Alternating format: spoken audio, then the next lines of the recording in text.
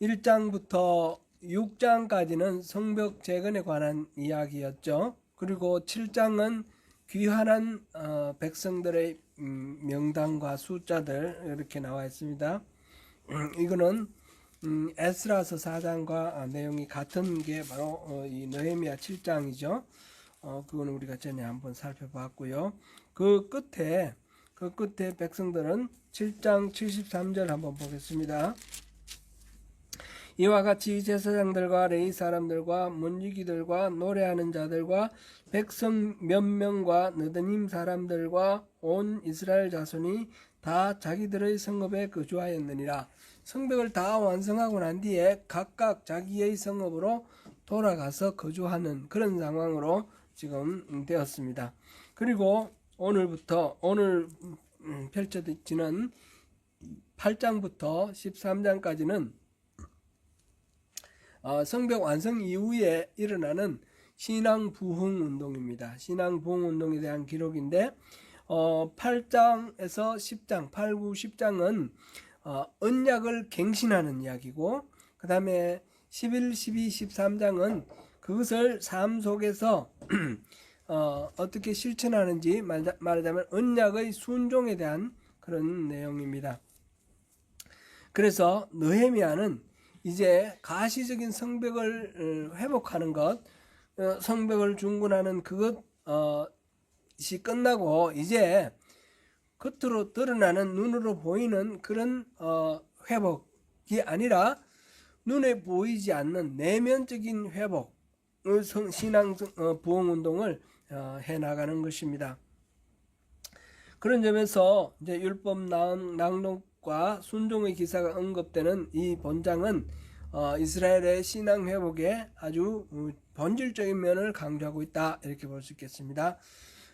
우리가 지난 에스라, 지금 느헤미야 이렇게 지금 보고 있는데, 에스라서에서도 앞쪽에는 1차 귀환, BC로 따져서 BC 538년에 고레스의 칙령이 나왔고 537년, 536년에 그때 1차 귀환이 일어났죠. 그러고 난 뒤에 한 일이 뭐였습니까?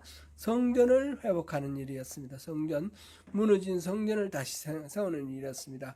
그리고 세월이 한참 흘러서 한 80년 지나서 BC 458년에 에스라가 이렇게 돌아와서 백성들과 같이 돌아와서, 이게 2차 귀환이죠. 2차 귀환 해가지고 그 다음에 그 신앙 부흥 운동을 한다 그랬어요. 그게 에스라 하반부에 나오는 그런 내용이었죠. 거기서 특별히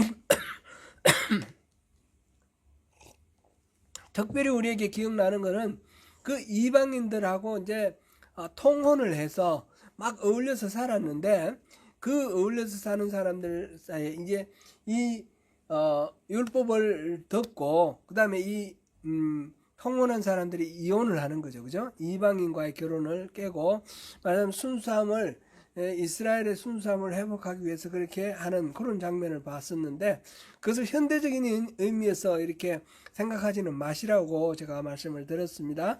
그 영적인 의미에서 순수함을 회복하는 것, 이 타협하고 또 이 죄와 타협하고 이렇게 양보하고 이런 것들, 그런 혼합주의적인 그런 거를 버려라, 그런 차원으로 우리가 이해하면 되겠고요. 이제 느헤미야에 들어와서, 이제 느헤미야는 BC 444년에 제3차 귀환을 했는데, 그때 와서는 성벽을 중수를 했습니다. 성벽 중수를 하고 이제 완성을 하고 난 뒤에 지금 요 8장부터 이제 다시 에스라 학살을 중심으로 한 신앙 부흥 운동, 2차 신앙 부흥 운동, 그렇게 해도 되겠죠. 이 전체적으로는 성전을 회복하고 성벽을 회복하고 공동체를 회복하고, 그래서 이스라엘과 하나님과의 언약이 새롭게 맺어지는 이 신앙의 회복이 핵심이고, 하나님을 모시는 성전의 회복이 핵심입니다. 빌딩으로서의 성전이 아니라 공동체 안에 임하셔서 우리의 삶을 주장하시는, 우리 예배를 받으시는 그 하나님, 살아계신 하나님께서 구체적으로 언약 속에서 어떻게 이끌어 가시는지를 받아들이고 찬양하며 그 안에서 신앙을 회복하는 것이 바로 이 느헤미야와 에스라 이 두 책 전체 시간적으로 굉장히 이렇게 80년 이렇게 지나갔는데 그 에스라 7장 1절을 보면 그 다음날 바로 다음날 일어난 것처럼 그렇게 표현을 해놨지 않습니까? 그런 식으로 이렇게 엮여져 있는 하나의 일관된 사건이다 이렇게 보고 있는 것입니다. 그 일 중에서 지금 마지막 마무리 부분에 언약의 갱신 부분입니다. 언약의 갱신 부분 우리 8장을 우리가 보고 있는데 이 에스라가 수문 앞 광장에서 율법을 낭독하는 이 일을 통해서 어떻게 하나님께서 우리에게 하나님의 백성을 회복하고 하나님 나라를 회복해 나가시는지를 우리가 같이 지금 여기서 8장부터 13장까지 계속해서 보도록 하겠습니다. 먼저 오늘 우리 8장 봤는데 1절부터 4절까지는 에스라가 모세의 율법을 낭독하는 그런 내용입니다. 성벽을 재건하는 동안 이스라엘 백성은 영적인 갈급함을 느껴서 영적인 회복을 열망하게 되었습니다. 일곱째 달에 이르러 모든 백성이 일제히 수문 앞 광장에 모여 학사 에스라에게 율법을 읽어달라고 했습니다. 일곱째 달, 우리 그 달력 한번 꺼내와 주십시오. 달력 제가 안 갖고 있는데 동그란 달력 있죠? 한번 꺼내와 주십시오. 각자 갖고 계신 거. 원래 종교력으로 유대 달력 공식적인 달력으로는 1월 달이 그 아비볼, 니산월 그게 1월 달이 맨 위에 오른쪽에 있는 그죠? 그게 1월이죠. 1월 달에는 뭐가 있냐면 6월절이 있어요. 6월절. 6월절이 그 탈출한 거 모세와 함께 출애굽한 거잖아요. 그죠? 그러니까 6월절이 있는 달이 정월이에요. 종교력으로 정월인데 맨 밑에 보면 밑에서 왼쪽에 그 7월달 티슈리월, 에타님월 이렇게 하는데 여기 맨 밑에 있죠. 여기는 이 종교력으로는 7월인데 이스라엘 사람들의 의식적인 민간 의식 속에서는 그게 1월이라는 거죠. 정월이라는 거죠. 신년. 그래서 7월 1일이 나팔절인데 나팔절이 신년이에요. 신년. 그래서 나팔절이 있는 7월달이 되었을 때에 그 나팔절이 이제 7월 1일이 나팔절이고 7월 10일이 대속죄일 1년에 한 번 대제사장이 성전 지성소에 들어간다는 날 있지 않습니까? 그래서 이스라엘 민족 전체의 죄를 대속하는 날 그게 대속죄일인데 그 대속죄일이 7월 10일이고 7월 15일부터 일주일 그리고 하루 더 그래서 8일 동안 그러니까 7월 15일부터 22일까지가 수장절, 장막절 또는 초막절 이렇게 불리우는 날입니다. 수장절이라는 말의 의미는 이제 수확 한 해 동안 농사지어서 수확한 것에 대한 감사죠. 숫자가 거둘 숫자, 장자가 갈무리할 장자 이렇게 거두어서 저장하는 거죠. 그러니까 추수감사절인 셈이에요. 추수장절이라는 의미는 추수감사절이죠. 그게 7월달. 우리 오늘날의 달력으로는 보통 9월, 10월인데 우리 추수감사는 11월 둘째 주로 우리 지키죠. 비슷한 때입니다. 우리 추석하고 같습니다. 그렇게 생각하시면 되겠고요. 그런데 초막절이나 장막절이라고 부를 때는 이 추수를 감사하면서 뭘 기억하냐면 출애굽할 때 광야에서 40년 동안 보내는 동안 하나님께서 늘 만나를 내려주셨던 것을 감사하는 날이에요. 그래서 초막을 지어가지고 우리 이렇게 집 짓고 살다가도 그 초막절에는 이 텐트를 치고 밖에 나가가지고 그렇게 지내는 그런 절기가 바로 초막절 수장절입니다. 지금 오늘 13절부터 18절까지 읽은 게 바로 초막절에 대한 이야기죠. 이 성경에 나오는 대로 초막절을 지키는데 나가서 온갖 종류 감람나무, 돌감람나무, 석류나무, 돌석류나무 이런 나무들의 가지를 꺾어다가 초막을 지어라 그랬어요. 그렇게 초막을 짓고 거기 나가서 살면서 이 베풀어 주신 은혜 그 추수에 대한 감사를 함과 동시에 또 그 출애굽 당시에 광야에서의 그 모든 그 삭막한 상황 속에서 아무것도 없는 상황에서 하나님만 바라보고 살았을 때에 매일매일 만나를 주셨듯이 그렇게 우리를 지켜주시고 필요를 공급해 주시는 주님의 은혜를 잊지 말고 기억하고 감사하자 그러는 날이 이제 초막절이죠. 바로 그 초막절. 제일 처음에 우리 앞에 에스라 할 때 그 성전 바닥을 처음에 이렇게 회복시키기 위해서 성전 공사, 기초 공사를 시작할 때 그때가 초막절이었어요. 그렇죠? 그렇게 초막절로 시작해서 이 모든 것들이 지금 이 에스라, 느헤미야가 이렇게 크게 이렇게 움직이고 있다라는 것을 우리가 볼 수 있습니다. 7월이 되었을 때, 곧 이 나팔절이 되었을 때에 백성들은 모두 수문 앞 광장에 모였습니다. 나팔절은 모든 백성들이 모이는 날입니다. 나팔 소리 듣고 모여서 하나님을 감사하는 날입니다. 그랬을 때 수문 앞 광장에 모였습니다. 그리고 학사 에스라에게 율법을 읽어주기를 요청했습니다. 우리가 앞에서 보았듯이 에스라는 대제사장의 적통을 연 그런 사람입니다. 스가랴 7장 1절부터 5절까지 그렇게 되어 있고 또 오늘 본문에서도 이 에스라를 소개를 할 때 제사장 겸 제사장이고 또 학사인 에스라 이렇게 되어 있죠. 9절 보면 느헤미야와 제사장 겸 학사 에스라 이렇게 표현되어 있습니다. 그러니까 에스라의 신분은 원래 제사장입니다. 제사장인데 이 예루살렘에 이 성전이 무너지고 파괴되고 백성들은 포로로 끌려갔지 않습니까? 포로로 끌려가서 바벨론에서 살고 있을 때 거기는 성전이 없기 때문에 제사장이 역할이 필요 없는 거예요. 그러니까 뭐합니까? 그 사람들은 그 사람들은 특별히 율법을 기록하고 다시 이제 복사해서 전달하고 이 율법을 연구를 하고 복사하는 그런 역할을 했습니다. 그래서 학사, 율법에 대해서 잘 안다 해서 학사라고 했고 또 그것을 기록한다 해서 서기관이라고 했습니다.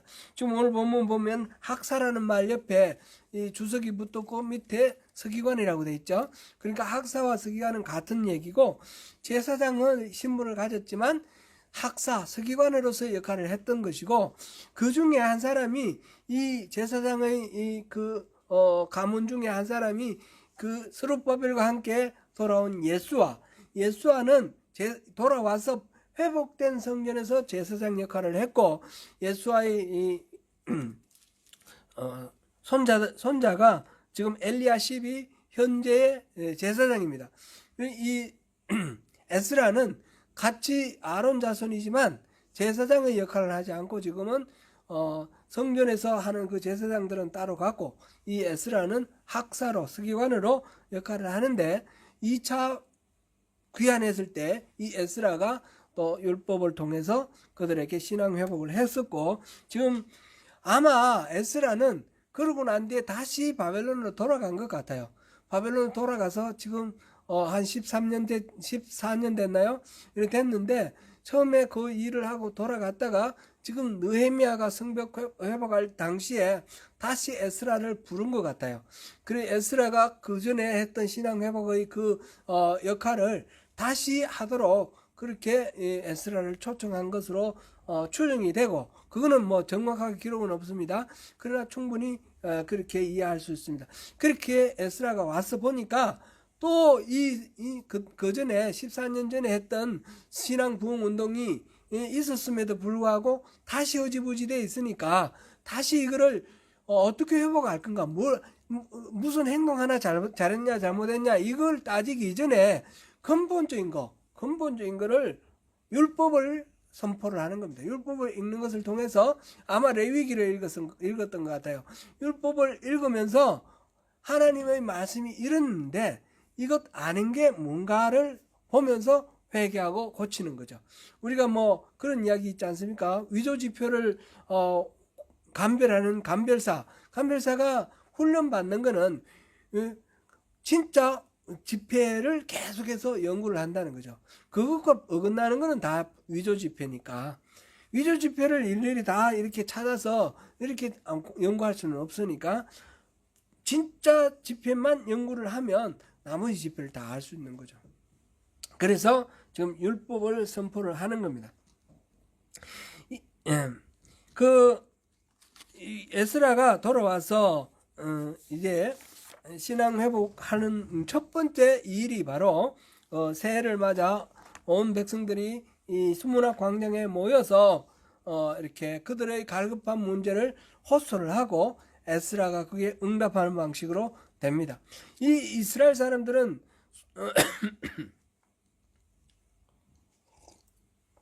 그동안 수십 년 동안 방치되어 있던 그 예루살렘 성벽, 지금 한 8, 90년 전에 거의 100년 가까이 전에 와서 성전을 회복했지만 성전은 회복됐는데 그러나 성벽은 그 이전에 587년에 그때 무너진 상태 그대로 아닙니까?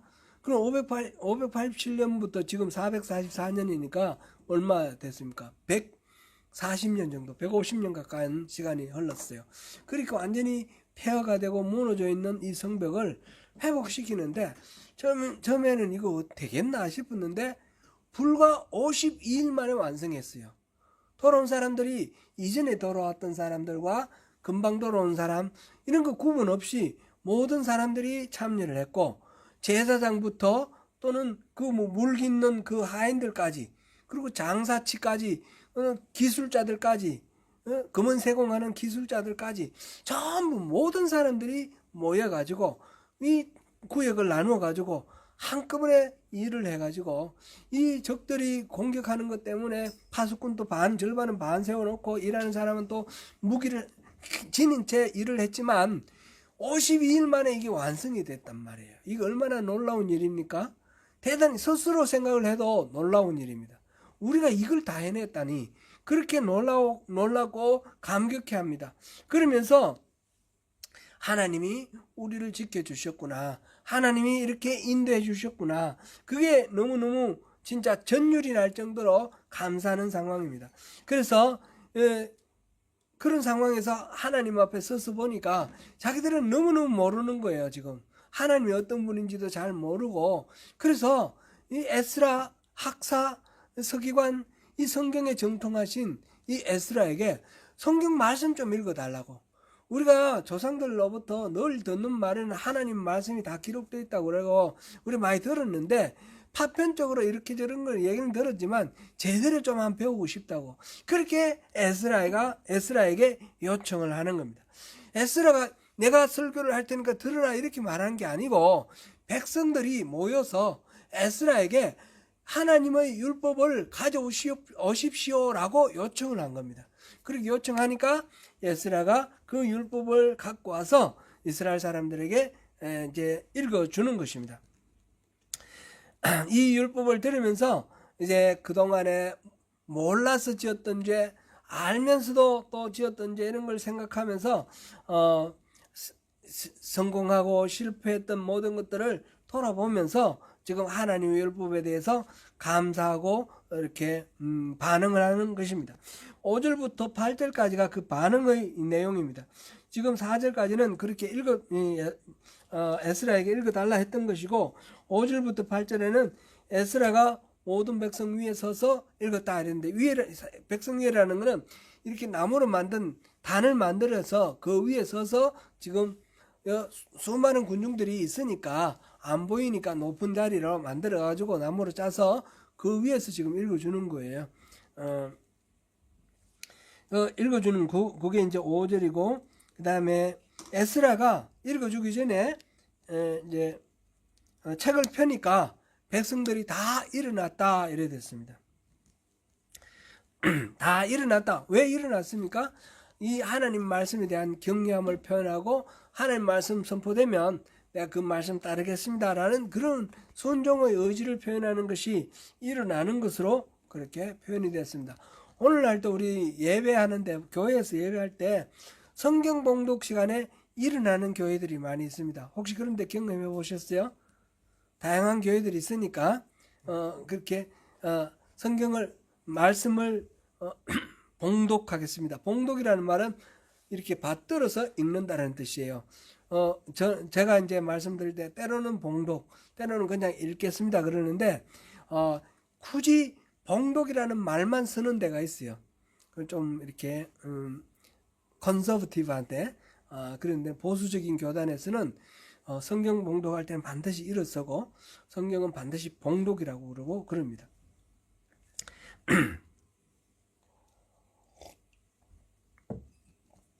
그건 내 의미가 바로 하나님의 말씀을 들을 때에 우리가 하나님을 경외합니다. 하나님 말씀에 순종하겠습니다. 그런 의미를 표현하는 것입니다.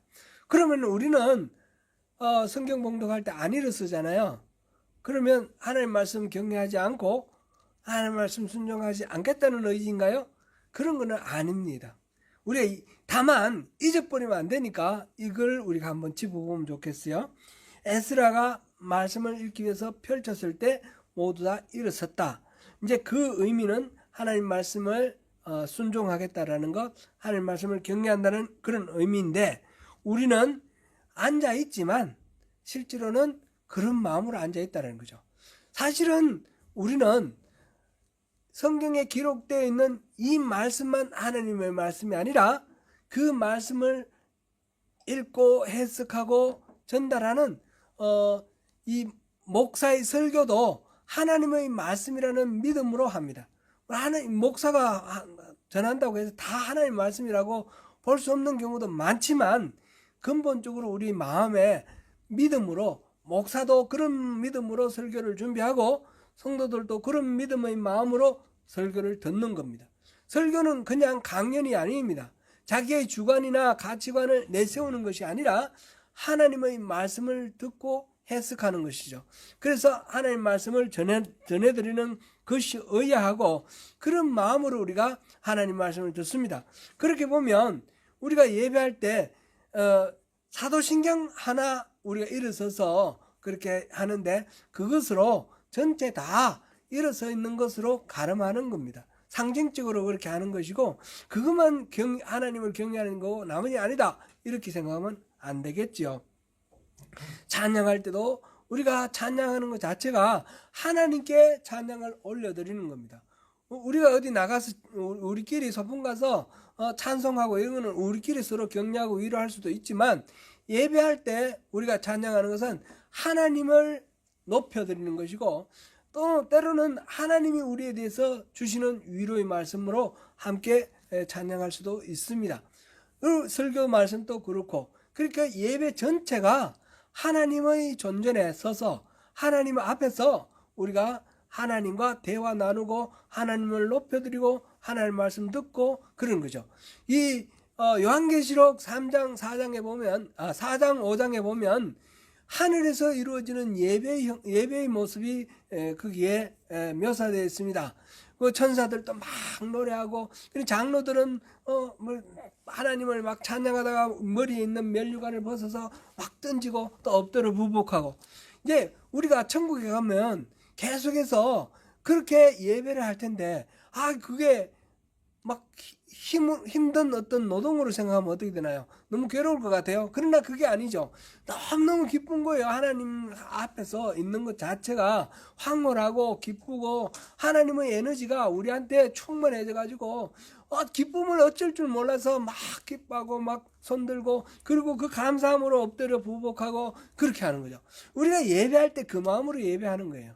우리 예배할 때 목사 설교가 오늘 좀 어떻게 변화됐나? 오늘 좀 잘하나? 이런 마음으로 하면 그건 예배가 아니에요. 그거는 강의예요. 그런 거 아니고 저 속에서 하나님이 내게 주시는 말씀이 뭔가 그거를 깊이 묵상하면서 그 말씀을 듣는 거예요. 그 중에 좀 불순물들이 목사들이 다 죄인들이기 때문에 불순물들이 많이 끼어듭니다. 그런 것도 잘 분별하고 걸러서 하나님 말씀을 듣는 것, 아닌 것을 집중하지 않고 하나님의 말씀에 집중하는 것, 그것이 중요하죠. 그런 의미가 있다라는 것을 말씀드리고요. 지금 에스라가 율법을 읽는 동안 아침에 새벽 미명 때부터 시작해서 정오 때까지 말씀을 읽는데, 그때의 수문학 광야에 모인 이스라엘 사람들은 모두 다 일어서서 처음부터 끝까지 계속 일어서서 그 말씀을 듣습니다. 그거를 우리가 기억하고 하나님을 예배할 때는 경외함으로 또 순종의 결단으로 그렇게 우리가 예배한다라는 것을 우리가 기억해야 되겠습니다. 에스라가 위대하신 하나님 여호와를 송축할 때 모든 백성들은 아멘 아멘 하고 응답하였습니다. 아멘 아멘. 아멘이라는 말은 무슨 뜻입니까? 과연 그렇습니다 이런 뜻입니다. 맞습니다, 옳습니다. 선포되는 그 하나님의 말씀에 옳습니다, 긍정을 하고 나도 그렇게 살겠습니다, 그 말씀을 따르겠습니다 라는 그런 의미가 포함되어 있는 그런 긍정의 반응이 바로 아멘입니다. 일어서서 손을 들고 아멘하고 엎드려서 부복하고 절하는 그런 반응을 보였습니다. 그리고 7절에 보니까 에스라가 율법을 읽을 때 여러 사람이 돕는 것이 나옵니다. 4절에서는 옆에서 이렇게 에스라가 성경을 읽을 때 같이 옆에 서 있는 사람들이고, 7절에서는 구체적으로 돕는 사람들입니다. 이 사람들 이름이 쭉 나와 있는데 이 사람들은 뭐 하는 사람일까? 보면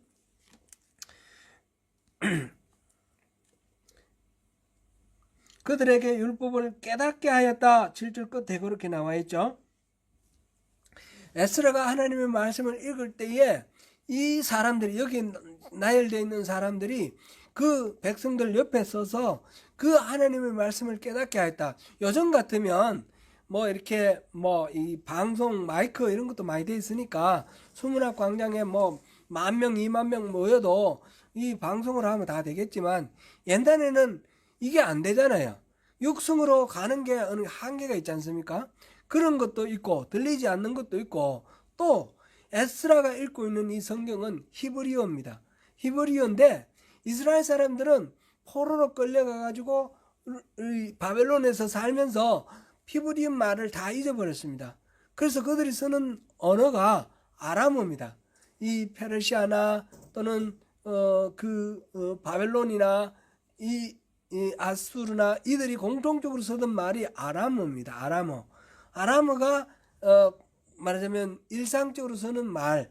그래서 통역을 해주는 겁니다. 옆에서 통역으로 아람으로 성경 말씀을 통역을 해줍니다. 이 예수님 당시에도 유대인들은 아람어를 썼습니다. 그래서 이 예수님이 하시는 말씀 중에 아람어 단어가 많이 남아 있습니다. 라마 사박다니 이런 말도 아람어이고, 그 당시는 보편적으로 쓰는 말이 아람어입니다. 이제 헬란 말이 들어와서 요즘 영어처럼 헬란 말이 공용어가 되어 있지만, 일상적으로 쓰는 말은 보통 사람들은 헬란 말 다 모르니까 일상적으로 사람들이 쓰는 말은 아람어입니다. 히브리 말은 잊혀졌습니다. 그런데 히브리 말을 전문적으로 연구하는 학사들과 제사장 이 사람들만 알고 있습니다. 그러니까 이 에스라 옆에서 그것을 통역해 주는 거죠. 제가 어릴 때에 무슨 일이 있어가지고 성당에 한번 가봤는데, 성당에서 이제 미사를 드리는데 신요레 뭐 그런 거 하더라고요.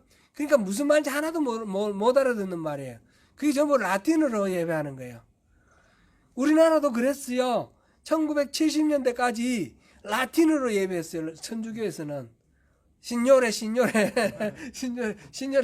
주여 그런 말인데 이 가톨릭이 이 라틴어로만 예배를 드리고 다른 말 쓰는 걸 못하게 했어요. 종교개혁의 지도자 마틴 루터가 자기가 한 업적 중에 가장 큰 업적이 95개조 그게 아니라 독일어로 성경을 번역한 거예요. 그래서 독일 사람들은 성경을 자기 말로 읽을 수 있게 되었어요. 그걸 계기로 해서 모든 나라들이 각자 자기들의 말로 성경을 번역하게 됐어요. 그 이전에 성경을 영어로 번역한 사람이 있었어요. 위클리프가. 1515년에 이제 종교개혁이 일어나기 한 150년 전에 1380년대에 이 위클리프가 영어로 번역을 했는데, 영어로 번역한 그 성경 때문에 나중에 이게 들통이 나가지고 번역했다는 사실 때문에 성경 그거는 영어로 번역된 성경은 불태워졌고, 이 위클리프는 무덤에서 파내어서 시신을 불태웠습니다. 그만큼 성경은 절대로 자국어로 읽으면 안 되는 거예요. 라틴어로 읽어야만 되지. 그게 사실상 지금 생각하면 어처구니 없는 거지만 이 중세 교회에서는 그렇게 가르쳤어요. 그와 마찬가지예요. 지금 자국으로 성경을 읽는다라는 건 너무너무 복된 겁니다. 우리나라 성경도 외국에서 선교사가 오기 전에 우리나라 사람이 먼저 성경을 번역을 했어요. 그래서 우리나라는 세계적으로 유례 없이 선교사가 오기 전에 먼저 성경이 완성되어 있던, 완성은 아니지만 성경이 일부 번역되어 있던 그런 나라예요. 그래서 아주 독특한 그런 전통을 갖고 있습니다. 그래서 성경을 우리가 우리말로 읽을 수 있다는 것에 대해서 감사하고, 이 성경의 말씀이 이제 우리 삶에 우리의 이해, 지식할 수 있는 인식 수준 안에서 이해되어서 우리 삶에 녹아 들어가고, 그렇게 하는 게 참 얼마나 감사하고 복된 일인지요. 그런 상황에서 지금 에스라가 지금 히브리 말로 성경을 읽고 있고, 주변에 이 7절에 나온 사람들이 아람 말로 번역하는 그런 통역하는 그런 상황이다라는 것을 우리가 알 수 있고요. 그렇게 해서 이스라엘 사람들이 그 율법책을 듣고 그 뜻을 해석하여 그 낭독하는 것을 다 깨닫게 하니까 그것을 이제 알게 되었습니다. 그 다음에 이제 9절부터 12절은 그렇게 알게 된 내용을 말씀에 감격하면서 즐거워하고 삶이 변화되는 그런 과정을 지금 기록하고 있습니다. 9절부터 12절 그거 보면 백성이 율법의 말씀을 듣고 다 우는지라. 왜 울었을까요? 말씀을 들어보니까 그 말씀에 비춰볼 때 자기 삶이 너무너무 잘못되어 있는 거예요. 그냥 우리가 못 모르고 살았는데 알고 보니까 하나님의 말씀에 비춰보니까 너무너무 잘못된 삶을 살았는 거예요. 그러니까 회개하고 마음 아파하면서 가슴을 찢으면서 그렇게 슬퍼하고 있는 것입니다. 부끄러움과 회개와 그와 동시에 이런 하나님의 말씀을 우리에게 주셨다 하는 것에 대해서 감사하며 감격하며 울고 있습니다. 그런데 이 울음이라는 건 단순한 슬픔만은 아니겠죠. 회개와 이 후회, 안타까움, 그와 동시에 이 모든 것들을 깨닫게 해주신 하나님의 은혜에 감사하는 감격의 눈물이겠죠. 그러니까 이게 사실은 슬픔과 기쁨이 한꺼번에 섞여 있는 그런 눈물입니다. 그랬을 때 보니까 총독 느헤미야와 제사장 겸 학사 에스라와 백성을 가르치는 레위 사람들이 모든 백성에게 이르기를 오늘은 너희 하나님 여호와의 성일이니 슬퍼하지 말며 울지 말라, 그렇게 했어요. 그렇게 하나님의 말씀을 듣고 하나님의 말씀을 듣는 것 자체가 기쁜 일이 아닙니까? 바로 이 성일날, 기쁜 날 울지 말고 기뻐라, 그렇게 말하였습니다. 그래서 10절에 주의 성일이니 근심하지 말라, 여호와로 인하여 기뻐하는 것이 너희의 힘이니라, 이렇게 말하고 있습니다. 오늘날 우리가 예배드리는 날은 주일이죠. 주일은 Lord's Day, 주님의 날이라고 그렇게 우리 부르는데, 왜 주님의 날이라고 부릅니까? 주님이 부활하신 날을 기념하는 거죠. 구약 시대는 안식일을 지켰는데 예수님이 안식일 다음 날 부활하셨으니까 예수님의 부활을 기념하기 위해서 안식일 다음날 우리가 예배하는데, 우리 그리스도인들은 모여서 예배하고 하는데, 그날은 예수 그리스도의 부활을 기념하니까 기쁜 날이죠. 기쁜 날. 그러니까 우리 주일은 기본적으로 기쁜 날입니다. 주일날 예배할 때에 하나님 말씀을 듣고 우리 죄를 깨닫게 되고, 그래서 가슴 아파하고 회개하고 할 때 동시에 그러한 우리를, 그 죄를 주님께서 갚으시기 위해서 십자가를 지셨고 우리를 해방시켜 주시고 구원하셨다는 사실을 기뻐하면서 예수님의 그 부활과 함께 우리를 함께 부활시켜 주시겠다는 그 약속 때문에 우리 기뻐 감격하는 거죠. 그래서 우리 주일은 항상 이 십자가는 예수님이 달려 죽으신 십자가예요. 이거는 바로 내가 죽어야 할 십자가예요. 그런데 그 내가 죽지 않고 주님이 이곳에서 죽으심으로 우리를 구해주셨으니까 내 자신에 대해서 죄를 깨닫는 것이고, 내 자신에 대해서 그 죄를 사해 주신 하나님의 무한하신 은혜를 깨닫는 현장이 바로 십자가죠. 그래서 이 십자가를 바라보며 주일은 우리가 기뻐하는 것입니다. 부활절 전에 우리 사순절 40일 계산할 때에 사순절은 다른 절기에는 주일 다 포함해서 절기가 들어가는데, 그죠? 예를 들어 오순절 같으면 주일 포함해서 오순절이에요. 그죠? 그런데 사순절은 주일 빼고 사순절이에요. 그렇죠? 주일 빼고 40일. 그렇게 되는 건 이유는 뭐냐? 이 주일은 기뻐하는 날이기 때문에 사순절은 특별히 우리가 근신하고 경계하는 그런 시간인데, 주일날은 기뻐하라 해서 그거를 빼준 거예요. 그것이 뭐 꼭 맞는지 안 맞는지 그거는 하나님께서 또 나중에 평가하시는 걸 들겠지만, 우리는 일단 사순절에 왜 주일은 뺐을까? 그거 우리 궁금한데, 그날은 주일은 원래 본질적으로 기뻐하는 날이기 때문이다 라는 걸 우리가 알면 훨씬 더 주일에 대해서 더 우리가 잘 기쁨으로 맞이할 수 있을 것 같아요. 유다 백성들은 말씀을 사모했고 그 말씀을 들으면서 아멘으로 응답했습니다. 하나님은 우리가 말씀에 감격할 뿐 아니라 그 말씀을 듣고 변화된 삶을 살기를 원합니다. 지금 여기서 느헤미야 지금 8장에서는 그 변화된 삶의 첫 번째가 초막절 지키는 겁니다. 13절부터 18절까지 나오는 이 이야기가 초막절인데, 이 율법을 들으면서 제일 먼저 깨달은 게 초막절입니다. 그래서 당장 산에 올라가가지고 그 나무 가지들을 꺾어가지고 초막을 짓고, 그리고 이제 초막절을 지킵니다. 하나님 말씀이 선포되었을 때 실천하는 게 중요한 거죠. 지금 이제 9장 10장에 가서 그 다음에 뭐가 있느냐? 언약의 갱신이 있습니다. 이 출애굽 하면서부터 시작해서, 아니 그 이전부터 아브라함을 부르시면서부터 시작해서 베풀어 주신 그 은혜를 기억하면서 우리가 어디만큼 잘못 나가 있는가 생각하고 그 본래에 있어야 마땅한 자리로 돌아오는 그게 바로 언약의 갱신입니다. 그게 이제 9장 10장에서 이루어지는 것이 바로 언약의 갱신입니다. 말씀을 들었으면 실천해야 되는 거죠. 언약의 말씀을 들었으면 우리가 잘못된 데서 돌아와서 새롭게 언약을 회복해야 되는 거죠. 그게 이제 8, 9, 10장의 이야기입니다. 기독교의 기본 핵심은 이 진리를 깨닫고 막 감격하는 것, 그게 아닙니다. 깨달아 감격했으면 삶에 실천하는 겁니다. 기독교의 핵심은 하나님의 가르침을 삶에 실천하는 겁니다. 순종하는 것입니다.